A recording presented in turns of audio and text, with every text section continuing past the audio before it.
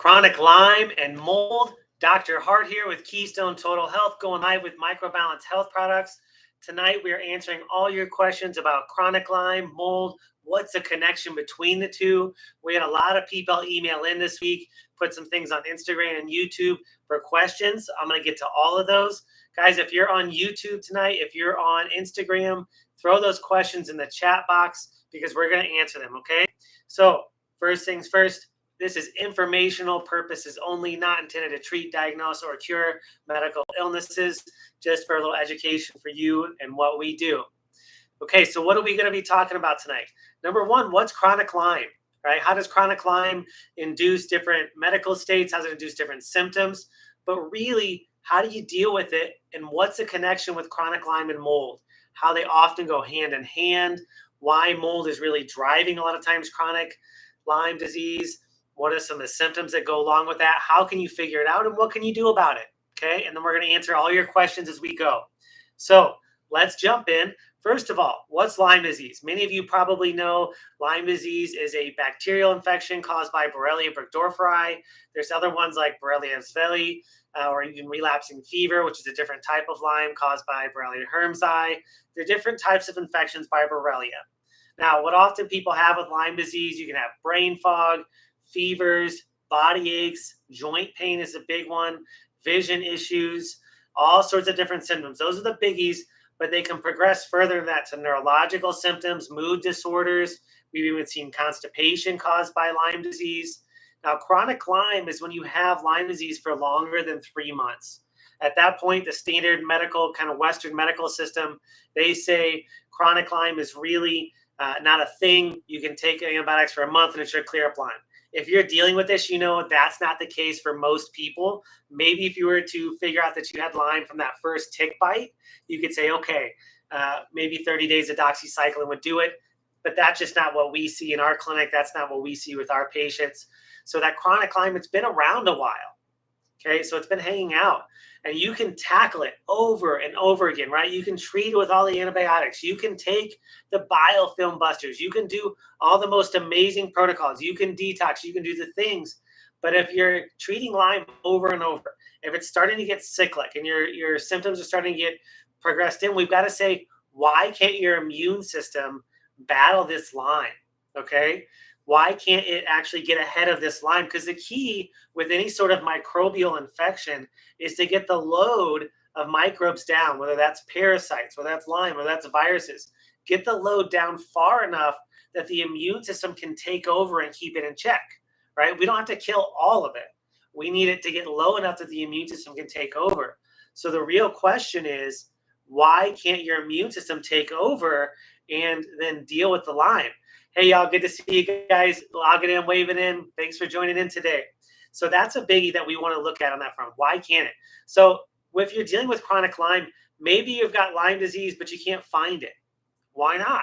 Well, number one, Lyme is smart. Borrelia is smart. It's an intelligent bacteria.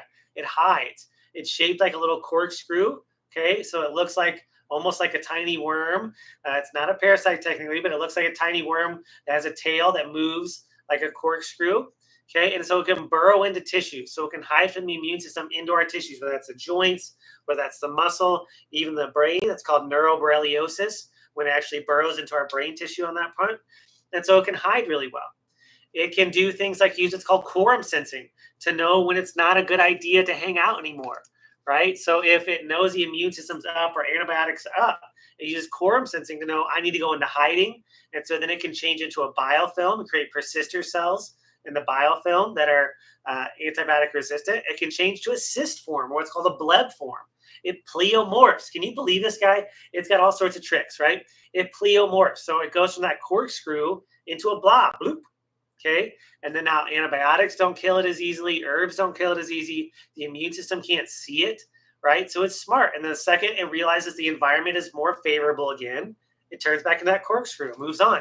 You can actually see this in live blood cell analysis. You can take somebody's blood droplet, use a high-powered microscope or a field microscopy, and you actually see that it'll be corkscrew, corkscrew, bloop, bleb form, little blob, corkscrew, moves on. Okay, so it's an intelligent bacteria. That's also why it can avoid testing, right? So it's difficult to find with blood tests, because it burrows in tissues. It can change the blood form. It can go into persister cells or biofilms. It can change its antigens. Okay, so our immune cells actually grab onto bacteria and things like that based on little protein hooks they have up that kind of identify them. And then our immune system can grab onto that hook and then deal with it. Now, what's difficult is that Lyme actually can change its antigens, right? It can shift them around. And so now the immune system was looking for this one, but now the proteins have moved. It's just antigenic shifts. Okay, that's really difficult for our immune system to find. It's almost like the thief, right? The thief just robbed the bank. On the way out, they're throwing the hat on, they're putting a jacket underneath them. Maybe they're wiping off, the fake beard they have, because now the police are looking for somebody without a hat, with a beard and a different coat, right? But then you change your coat, you put your hat on, you wipe the beard off, you're difficult to find. That's what happens with Borrelia. It antigenically shifts, it changes its costume, so it's difficult to find. Okay, that's really important. But let's say you have figured it out, okay? Or your practitioner says, yeah, you've got chronic Lyme. Now, what's really interesting is I got to be part of a research project. And to me, one of the most interesting things we found when we tested hundreds of patients, really at a deep level, looking at what they were positive for, most of them, if they were chronic Lyme cases, were positive for relapsing fever. Okay, so it's the relapsing fever microbes that were left over. Rarely the Borrelia burgdorferi. Most of the time, it was the relapsing fever species. But again, what was allowing that to stay locked in? We've got to be investigators. We've got to be detectives here, and we've got to look deeper. So if a practitioner says you have Lyme, that may be the bucket for you. That may be the ticket, but we've got to look deeper if you've been dealing with it for a long time. Here's the sad truth, okay? And it's really important for patients to see that, to understand it, but I want to be compassionate, is if you've got chronic Lyme and your only issue is chronic Lyme, your only issue is this bacterial overgrowth, it's relatively easy to help the body correct. Okay, if all we have to do is kill some bacteria and help the body identify this bacteria and kill it, that's relatively easy to do. Now, if you have something else like mold going on, and then that is what's allowing the chronic Lyme to stay present, just killing the bacteria won't do it. You'll be doing that forever. You'll be trying to take specialty antibiotics. You'll be trying to do IV. You'll be trying to do port ones. You'll try all sorts of special herbal blends and cocktails. And maybe they make you feel better temporarily, but it keeps coming back. Why? Your immune system is struggling to jump on it and actually take back control.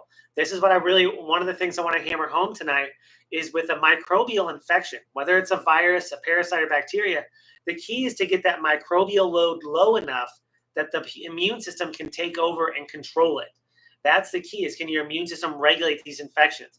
You don't make them go away totally, okay? But you get the immune system to regulate that. Why is that important? Look, you don't care if there's one dandelion in the forest. Nobody cares. One weed in the forest doesn't matter. There's all the other foliage, trees, bushes, grass, vines, all sorts of stuff that intermingle and make it happy. That's our body too. Our microbiome, from the gut to the skin to the sinuses, all of it, it has a special flora, right? It has a special foliage that it wants to be there to be healthy. And we can accommodate some weeds. We can accommodate a little bit of Lyme disease if the rest of the forest is healthy. But if the rest of the forest is suppressed, if there's not enough trees, there's not enough foliage, bushes, grass, then those weeds take over, the dandelions take over. That's what happens with Lyme disease, right? Is the weeds have taken over. So we can't just keep killing them, because they what? They come back because there's nothing to keep them in check. So we have to figure out what's not allowing the immune system, what's not allowing the foliage, our microbiome, our immune system to keep them in check. Guys, this is where mold comes into play, okay? Keep coming in here. Okay, if a person has Lyme and mold, which do you treat first? Okay, this is actually a really good segue question into us talking about mold, because that's a biggie, because most of these folks have been treating Lyme for sometimes decades, right? Sometimes 2, even 3 decades they've been dealing with chronic Lyme, and they just got it stuck in their head, like, hey, I'm going to be dealing with chronic Lyme the rest of my life, right? And so they've been treating it for a long time. So a lot of times when they come in, they've already been treating the Lyme. But the key here is what we find is for 98% of these cases with chronic Lyme, they have mold underneath. Okay, so they haven't been dealing with that. They didn't know it was there, or if maybe they had, they didn't know what to do with it correctly. Okay, so why is mold underneath the big issue, and why do we need to address it first? So to answer the question more directly, why do we need to treat mold first? Which is what we need to do. We need to deal with the mold. Okay, mold toxicity, mold illness, biotoxin illness, chronic inflammatory response syndrome, all different ways to say mold illness, right? Mold toxicity. What happens for people with mold illness is they get three main things. Okay. They get mold toxicity from the mycotoxins. They get fungal overgrowth, like a fungal infection. And sometimes they get mold allergies with an allergy response. Somebody's asking if I've successfully treated people with Marcons in their sinuses. Yes. And I'll answer that too in a second of how we can deal with that and why it's important. So, what happens when you're dealing with all three of these pathways, but especially mycotoxin illness? Mycotoxins, myco meaning mold, means small. So, small toxins, small mold toxins, what are they doing in our system? Well, they do a couple of things. Number one, they create a lot of inflammation. Okay. But they do it in such a way that they ramp up one part of the immune system and suppress the other. So they ramp up inflammation in the immune system, creating neuroinflammation, inflammation in our joints, our lungs, our sinuses. Okay. And they just ramp up this inflammation while suppressing our immune system, like our antibody pathways, to actually clear it. So what happens is we get all this inflammation, but our immune system never actually gets anything out. Okay. And so that's what happens with Lyme disease as well. These mycotoxins suppress our immune system. So I've seen things like low white blood cell count, low immunoglobulins. Okay. We've seen low CD57 cells. One of the things we can measure with chronic Lyme is CD57, one of your natural killer cells, to see, is your immune system activated? Is it normal or is it weakened? Right. Well, chronic Lyme a lot of times has weakened CD57 cells. We see one of the drivers that are these mycotoxins, these mold toxins actually suppressing that part of your immune system while, again, ramping up inflammation. That's what makes it confusing for a lot of people, is that inflammation gets ramped up. Okay, so we have to watch that differentiation cycle, because sometimes that'll throw a doctor off. If you're so inflamed, your immune system can't be having a problem, right? Negative, because there's two different parts to your immune system. Okay, there's the natural immune system, the innate immune system, and there's the adaptive. What happens is your innate gets ramped up, driving up inflammation, and your adaptive, which grabs onto the antigens, makes antibodies, right, gets driven down. And so for these folks with chronic Lyme, this mold is suppressing that pathway. Okay, it's suppressing that immune system. So you can treat it with antibiotics, you can treat it with the best antimicrobial herbs, you can do all the things, but your immune system can never pick up the slack. Okay, and so those herbs may be a beautiful protocol, might be the best one you've ever heard of, might make you feel good temporarily, but if your immune system can't answer the call, no matter how low you get those microbes, eventually those microbes will adapt and come back. Okay, so it's the mycotoxins that suppress that immune system. What else do those mycotoxins do? Well, they suppress your pituitary gland. So that means a couple of different things. Your endorphins go down, so more pain, less joy. So that's going to make the inflammation from Lyme disease worse, the joint pain, muscle pain from Lyme disease worse. They ramp down MSH, which helps us get tan, but also helps us regulate our neurotransmitters, helps us regulate endorphins, helps us regulate our hormones. So those issues cascade now. So a lot of times females will have more symptoms around their cycles because their hormones shift. Well, if your hormones are out of balance from now more mold, then what happens then is that those symptoms from the Lyme around your cycles get even higher, right? They exacerbate even more. One of the things it also does is it lowers growth hormone. Okay, Dr. Dennis from Microbalance from EC3, he's put out some great research articles. Check out these blog posts and research articles on sinusitiswellness.com about how mold will suppress growth hormone from the pituitary gland. Now, that's important in kids because then they can't grow. They get failure to thrive syndrome. A lot of times can be mycotoxin induced. But what also happens for us if we're dealing with chronic Lyme is without that growth hormone at night, we're not going to recover as well, right? We're going to have a harder time recovering for each day. So you go to bed, you don't sleep well, you wake up unrefreshed, you feel like it takes you 2-3 days to recover from physical activity, right? And so not only is that going to make it difficult to recover in general, but if you've got Lyme disease now on top of it, your immune system's having a harder time recovering. And so you can see really quickly how this thing cascades. It builds on itself, right? Called a catch-22 or a nasty cycle, right? So it's building on itself over and over to create those secondary issues.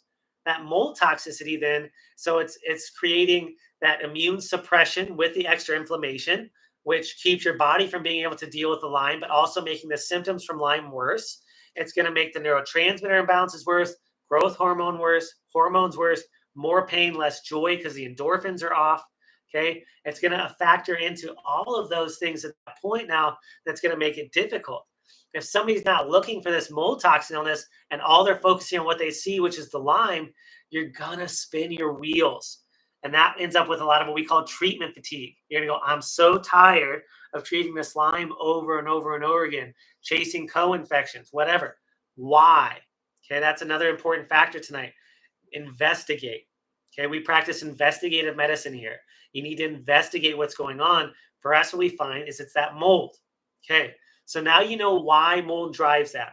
Okay, why mold can make things like the anxiety and depression from Lyme disease worse, the joint pain worse, the difficult recovery worse, right? And there's all sorts of symptoms from Lyme disease. We call it the great mimicker. We talked about a few. You can also see the blog on chronic Lyme, on sinusitis wellness. But you can see where mold exacerbates all those. Okay. And so when we're looking at somebody comes in, they go, okay, I'm positive for Lyme disease. I've been treating it. I'm going, okay, we got to investigate underneath what's going on. And 9.8 times out of 10 in our patients, it's mold illness. Now, how do you figure this out? Okay. What do you do about it? Well, one easy way to figure out, are you dealing with mold exposure, is to get some of the EC3 mold plates. You can tap test your clothes. Okay. You can tap test your clothes, the little Petri dishes. And then you see, let it rest for 5 days and see what's growing. If it's growing more than 4 mold spores, you've got too much mold exposure from somewhere you're hanging out. Then you can use the mold plates to test your house, okay, your work environment. You can tap test furniture, carpets, walls. You can air test at that point. The plates are so easy to use. Okay, so check out the EC3 mold plates for that, because here's a little fun tip you can do, fun experiment for the whole family. Okay, if your kids are homeschooled, it's a great science experiment. Take a sterile swab from the drugstore, swab those nostrils, get it up as high as comfortable, okay, in each one, and you paint the Petri dish with it. Seal it up for 5 days in tinfoil and see what grows. What's in your sinuses? Okay, you can have fungal overgrowth. Somebody asked a question about Marcons. Let me address that now. Marcons is it's an antibiotic-resistant staph infection that grows in the sinuses after mold exposure. Why does it grow in the sinuses? Because the immune system has been suppressed, and now all that fungal infection and all that microbes that are getting blasted into the sinuses are colonizing. Why is that important? One of the things that has been found in research, and Dr. Dennis helped in this research, is that colonization, those sinuses, whether from fungus or bacteria, now further exacerbates and releases its own mycotoxins, inflammation, directly affecting the brain and pituitary. They can see mycotoxins in the brain at this point that can create everything from dementia to neurological disorders. It can mimic or cause different neurological diseases, depression, anxiety, all of that sort of stuff can be caused by these mycotoxins hitting the brain. Okay, I've seen it induce Alzheimer's and dementia, okay, at that point. So that's really big. And then even if you've gotten out of the mold exposure now, if your house is clean, if there's fungus or Marcons hanging out in here, it's going to continue to create that whole cycle over, which they can continue to suppress the immune system further when dealing with Lyme as well. So we have to treat the Marcons. We'll talk a little bit more about that as well. How are you going to do that? Guys, I got a cool little sample here. This is one of the EC3 mold plates a patient brought in. Okay, you can see all the colonies. 1, 2, 3, 4, 5, 6, 7, 8. So we know this is way too much. Actually, even if I count from the back, there's even more. Okay, so you can use these to tap test clothes, tap test your house, air test the house, sinus, right? And then we can see 5 days. We know how much mold is growing. Is that a factor for you? Very easy to do right off the bat. We can further do urine mycotoxin testing. What mycotoxins are coming out in your urine? In the clinic here, we do some biofeedback, some direct resonance testing to see how it's affecting you. Okay, so if you're also thinking about this, what are a couple of standard symptoms that I see from mold exposure? Congestion, sinusitis, okay, histamine problems, skin rashes, Fungal rashes, eczema is a big one. Brain fog, of course, any sort of allergy symptoms, chronic cough. Here's a pathognomonic one I find, nosebleeds. If you're dealing with chronic nosebleeds, especially in children, my first go-to is we're testing your house for mold. And almost always that's what we find. Because what happens, a couple of factors. It suppresses one of the hormones in the nose that keeps you hydrated. Here's another chronic symptom for mold, frequent urination, difficulty staying hydrated. If you're zapping people all the time with static electricity, your electrolytes are imbalanced because it's suppressing ADH, which is what's supposed to help you hold on to your electrolytes and fluid for staying hydrated. Well, that also helps to regulate the thickness of your blood and how well it clots. And mycotoxins also suppress your clotting factors. So now you can actually get dangerous levels of hemorrhaging and nosebleeds that happen. So chronic nosebleeds are a sign and symptom of mold exposure. Okay, we've got some questions coming in too. I want to make sure I get to these questions, okay? So somebody said, are there any telltale signs that it's mold exposure when a chronic Lyme case comes in? Some of those I just said. Are they having frequent urination? Do they have allergy or sinusitis symptoms? Do they have chronic cough?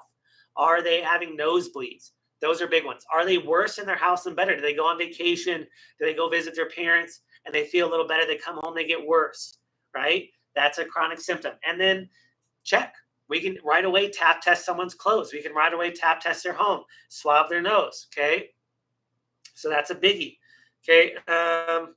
Just did the nostril test, viewed my results yesterday. You have to let us know what they look like because I know they get gross, okay, on that front. Or maybe they look amazing for you, which is good. On that front. Okay. Does mold make all Lyme patients worse? If you have mold exposure, it'll make any condition worse because that inflammatory cascade, that's immune suppression, the way it suppresses the pituitary gland and hormones, that's the big nasty cycle right there. It further has hormonal effects on there. So that's biggie to know. Do antifungals help with Lyme symptoms? Absolutely. For a couple of factors. One, if mold is what's really causing your chronic Lyme, and here's what we find, guys, I want to make sure I bring this full circle. Once we address the mold, because that's what you need to address first, and I'll explain a little bit more how, then treating the Lyme disease is so much easier because your immune system can now help you. It can give you a boost, right? It can help and say, hey, we can take over this job. You bring us the bad guys, we'll lock them up.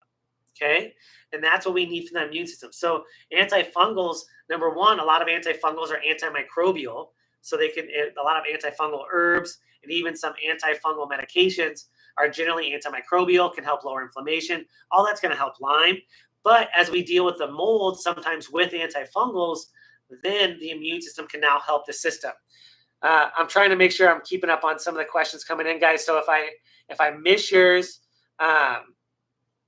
ask again. Okay. Somebody said they should have tap tested the ceiling where the leak was just instead of the air. I have patients both tap test and air test. I find it gives me the best accuracy, especially for trying to figure it out where it's at in the house. Okay. I'll even sometimes tap test walls. I know that's a little off label, but we do what we need to do to find the results we need to find, right? So that's a biggie on that one on there. So what are we going to do? Okay.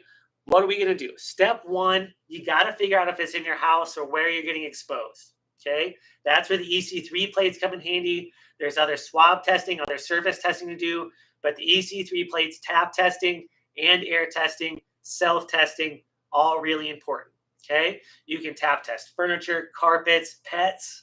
Okay. The whole shebang. Okay. Tap test. That's step one. Figure out where it's at. Try to get out of exposure if you can. If you can't get out of exposure, there's ways to help mitigate: air purifiers, ionizers, fog with the EC3 fogger, and use the EC3 solution, clean with the EC3 wipes and enzyme spray. Start using the mold candles. You guys, those mold candles really, really work. They lower the mold. Like I'll take one to like a hotel, and if I'm having starting to have some reaction, light the mold candle. Within usually an hour, my reaction levels are going down. The mold candles really work if you're struggling to get out of a moldy environment. There's things you can do. EC3 has some good solutions in that front. In the long run, of course, we want to remediate, but you can help mitigate and you can help keep your environment clean using a lot of those products that are fantastic. That's step one. Step two is we have to open up detox and drainage. Get on a binder, okay? Lots of different types of binders. There's chitosan, there's broad spectrum binders, there's activated charcoal, there's humic and fulvic acid. Okay, those are all different great options. Microbalance has a lot of options there for binders. You can support the liver. Make sure your bowels are moving. Okay, on that front, that's really, really key. Got to make sure your bowels are moving. Get sweating if you can. Saunas, ionic foot baths, all really, really great ways to do that. Step 3 is you've got to start dealing with the inflammation. Okay, there's multiple ways to do that. We can look at fish oil. We can look at natural anti-inflammatories like skullcap, turmeric, ginger, antihistamines as an anti-inflammatory if you're dealing with those, but you've got to deal with that. Step 3 for me is the immune system. This is when I start using antifungals. This is when we start using antimicrobials if you have Lyme disease. This is when you start dealing with Marcons, right? So we do nasal rinses. We use the Nasopure, have patients using Navage sometimes. We'll put in Citra drops, different essential oils, silver, okay? Citra drops you can get from EC3 and Microbalance. So those go great in there. Saline, nasal rinses twice a day. We do nasal sprays 2, 3, 4, 5 times a day at that point. Citra drops, nasal sprays, sometimes we'll custom compound. I know Dr. Dennis sometimes uses different antifungals as well. So we'll do that same setup. And at that point too, we're dealing with any other microbial issue. Is there a gut overgrowth we've got to deal with? Is there fungal overgrowth in the gut? Is there Lyme that we've got to deal with now? Is there parasites, right? We want to deal with those things at this point that the body can handle it, okay? So that's the biggie there at that front. And we're continuing to detox, continuing to use anti-inflammatory measures, continuing to make sure the home is safe and treatable on that front. So we're doing that. So that's step 4. Step 5 is we got to deal with any of the secondary effects, right? Did you have some hormonal effects from the mold and Lyme illness? Do you have specific joint complaints we need to deal with? Do we need to do some joint manipulation, some physical medicine? Do we need to do some joint repair, right? Was your gut wrecked? And we need to do some gut work at this point, right? So we need to deal with the effects of the Lyme and mold at that point. Step 6 is we got to retrain the brain. We've got to do some limbic retraining. Okay, doing this stuff can be traumatic. Dealing with something chronic, our brain will always go to what's called central sensitization. It tries to make things easier, so it makes us need less and less inflammation, less and less mold exposure at the same response. And so we've got to deal with the limbic system at that point so it doesn't get so sensitive anymore. And step 7 is we've got to create a mold tolerance. Okay, we've got to work on the immune system, work on the allergy pathway. We can do low-dose immunotherapy, right? We can strengthen the immune system.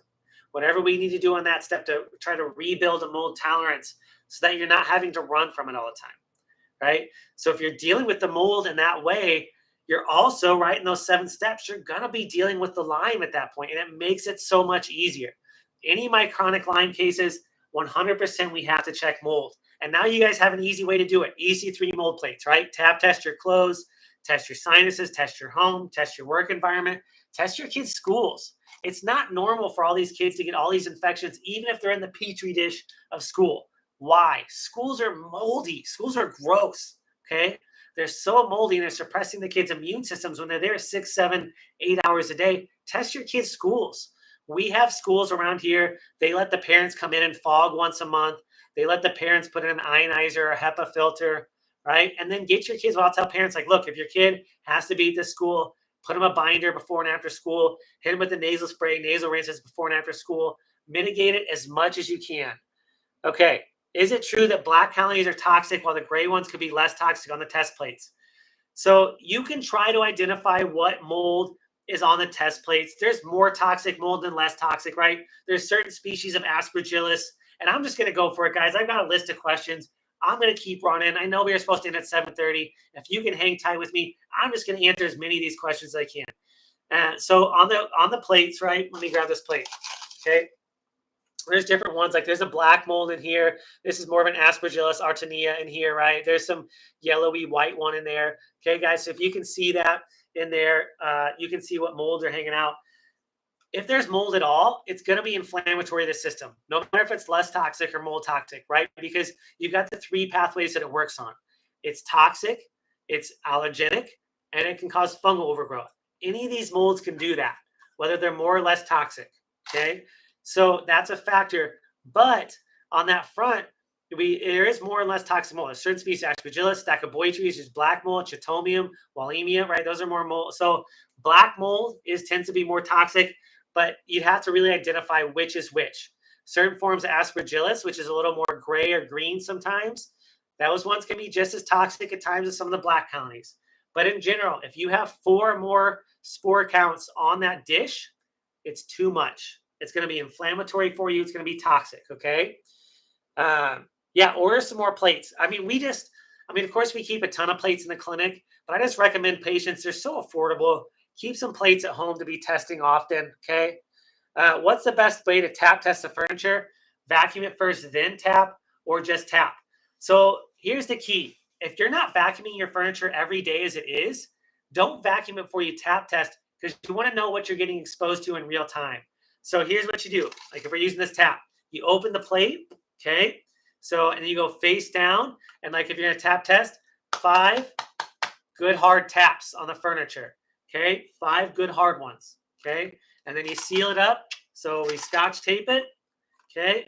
And then you cover it in the tin foil, stick it on top of the refrigerator. That's how you're going to tap test. You can tap test clothes. So like if somebody's got clothes that were in a fungal home, tap test them first.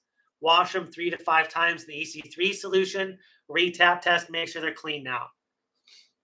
Tap test your car. So here's what I recommend the car. Tap test your seats. Tap test the floor. Turn that AC up on high. Put a tape a plate to the vent for an hour, and then see, because you want to see, is the mold in the AC? Is it just on the floors, on the seats? And if you're going to clean it, there's different ways to clean the vents. So you can take out the air filter on your car, turn the AC on high, fog it, ozone it, right? You can ozone and then shampoo the seats and floorboard, and then fog the snot out of it, okay? And fog it often. Sometimes I'll have patients fog houses and cars once a week to keep things mitigated. Yep. EC3 wipes, enzyme cleaner, concentrate, air purification candles. Boom, boom, boom. They're so amazing. I wonder if that's where my gut bacteria came from too. Oh, yes. Yeah. So the fungus can colonize in your gut. Almost everybody with mold toxicity has candida overgrowth. I almost missed this point. Thank you, Rashida, for bringing this up. You need to be low carb, low sugar when we're dealing with this as best you can, right? So if you've got fungal overgrowth at all, sugar blocks the antifungal action of the herbs and antifungal medications, and it also makes the fungus growths and candida resistant to treatment. Can you dive into step 7 a bit more? What is low-dose immunotherapy? This is kind of like a purified version of allergy shots. So we take purified extracts of molds, okay, mold antigens, and we dilute them way down until you don't react to them anymore, okay? And then we either do injections or oral drops, and we start increasing the potency until you're basically over time, once a month, until as long as you don't react, basically slowly building a tolerance. Kind of like if you've ever seen, what's it called? Princess Bride, right? And the guy slowly built up his potency. The poison doesn't kill him anymore, and it knocks out the bad guy. Same idea. We're trying to give you really low dose to the point your body doesn't react, so build up a tolerance to the immune system knows what it does and built up a tolerance to the immune. Oh yeah, we'll save this video. No problem. 100% test your cars. Tars are gross too. So I talked about taping into the vent. Tape these EC3 plates to your house HVAC vents. You need to know if your HVAC system is moldy, okay? Tape in the vent, see what's coming out. You can get your vents cleaned, replaced. You can add in ionizers in there. You can fog in there. So good. Oh yeah, we'll save this. Okay, great. Okay, yeah, if you want to post up your pictures of your nostril results, everybody loves to see a gross one, just like a parasite pic. So do antifungals help with Lyme symptoms? We answered that. I'm looking at different screens here, guys. Sorry. Why do I feel so angry during detox? It makes us angry sometimes, right? When we're detoxifying. Why? In Chinese medicine, anger is the liver, and liver is our main filter. So if our liver is overburdened, if we're pushing it too hard, we can get anger coming out. So the mold toxins, they disrupt our neurotransmitters and our hormones. When those are out of balance, we'll be angry. I've seen some people get irritable, manic, depressive, anxious when they detox, usually means we need to slow down. Make sure we've opened up drainage pathways. Are you sweating? Are you hydrated? Are you pooping? Are you supported your liver, gallbladder, bowels, kidneys, lymph system? We might have to support that better. Do we need to slow down? Do we need to use more binders? Do we need to use more anti-inflammatories? A couple other things. Bartonella, one of the Lyme co-infections, can cause what they call Bart rage. So maybe some of that Bartonella is dying off, and we need to accommodate for the inflammatory and detox process. Yeah, Plasma Pure 1500, really, really good ionizer for the HVAC system. Okay, really, really good. How can I explain to my loved ones that negative emotions are coming from Lyme detox? Have a slow down conversation with them, and let's talk about it, about what's happening on our blog at KeystoneTotalHealth.com. I have this now. Unfortunately, here's the reality of the situation, and I have to take this on even as a husband to recognize that sometimes we are terrible at empathy and validation. Okay, I have to recognize that some we do. And so I say this recognizing that most of the people who, when somebody says, how can I explain to my loved ones? They probably partially mean, how can I explain to my husband or significant other what's going on? So on our blog, I have an open letter to husbands about mold. I break all the lab testing, all of the brain pathways that happen and what's going on. So someone is probably going to experience more negative emotions. Why? The endorphin suppression, more pain, less joy. Their neurotransmitters are out of balance because of mold illness. Their growth hormones suppressed. They're not recovering. The Lyme is causing some neuroinflammation, which creates more anxiety, more depression, right? So we understand this is a brain cascade. Negative emotions from this setup are coming from an inflammatory response from the brain, okay? So you can check out some of that research on there on our blog at KeystoneTotalHealth.com. On there, I'm sure there's some great articles on it too, on sinusitis wellness. If mold exposure triggers a Lyme relapse, what are the steps to managing mold detox and getting the Lyme back under control? First, handle the inflammatory response from the mold exposure. Start taking extra binders. Start cleaning out the sinuses. Start doing some antifungals. So I'll have patients say, hey, let's hit up those antifungal nasal sprays, citrate drops, whatever we need to do 3, 4, 5 times a day. Start doing sinus rinses 3 times a day. Get that cleared out. Get inflammation under control. And then if you still need to approach the Lyme, sometimes 2 to 4 weeks of antimicrobial herbs that we use. I usually custom compound these, but Cryptolepis, Alternea, Japanese knotweed, silver are all great options on there. Iacetus, Sitacuta, right? Sweet Annie, Artemisia, all great options. Here's a really good one for dealing with the Lyme, that especially if it's been around a while. Sinus Defense 2.0, because it has homeopathic nosodes in there that help our immune system deal with this. And that's also a great way for step 7 to rebuild a Lyme, what also works for Lyme, but rebuild a mold tolerance, because they have nosodes in that Sinus Defense 2.0 that help teach our immune system how to respond to it. So if somebody's had an exposure and they've re-triggered Lyme, Sinus Defense 2.0 is great. How are you going to deal with the hormonal effects? You're going to deal with Celtropin. Okay, Celtropin spray helps repair the pituitary, helps to get that back on balance. So that's really important. Guys, we're almost done. I have one more question, and I'll even, if you sneak one in there while I'm answering this one, I'll answer it. We're a little over time, but I'm having a good time. I hope you are too. Oh my goodness, you really loaded this question. Tell me about biological warfare in Lyme. Okay, let's put our tinfoil hats on, because we're going to buckle up and we're going to go into Storyland. Okay. In near Lyme, Connecticut. Okay. There's an island out there where the Department of Defense does research. Okay. They do research on biological warfare, things like that. They use different microbes, etc. Okay. Lyme, Connecticut is where Lyme disease was originally discovered by William Burgdorfer. William Burgdorfer, the researcher who first discovered Lyme disease, he was actually a medical doctor who worked for the Department of Defense, okay? So what he has shown in interviews is he said he actually helped design, oh my gosh, I hope I don't get canceled for this one. He helped design Borrelia burgdorferi, the bacteria, as a biological potential weapon.